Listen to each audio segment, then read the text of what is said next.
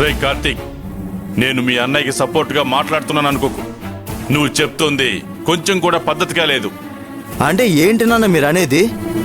నేను సొంతంగా mechanic shop పెట్టుకోవడానికి డబ్బు అడగడం తప్ప? అది తప్పు కాదు కార్తీక్, కానీ మీ అన్నయ్యను కొట్టడానికి చెయ్యి ఎత్తడం తప్పు. మీ వదినని ఎదిరించి మాట్లాడడం తప్పు. అంటే వదిన నన్ను కొట్టిన దాని గురించి మీకు తప్పు అనిపించట్లేదా? నేను మాట్లాడిన మాటలు మాత్రం మీకు తప్పుగా అనిపిస్తున్నాయా? రే కార్తీక్, మీ వదిన నిన్ను కొట్టడంలో ఏ తప్పు లేదురా.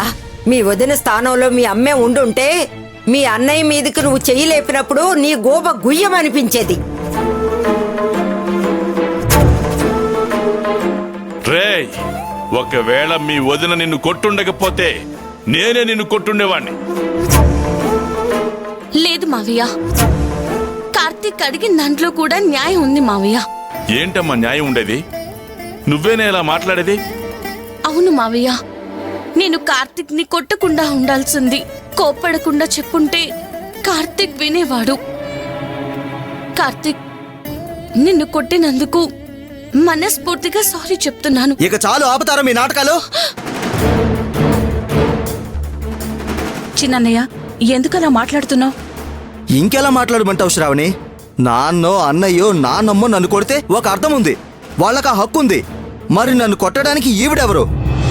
ఈవిడికి ఏం హక్కు ఉంది?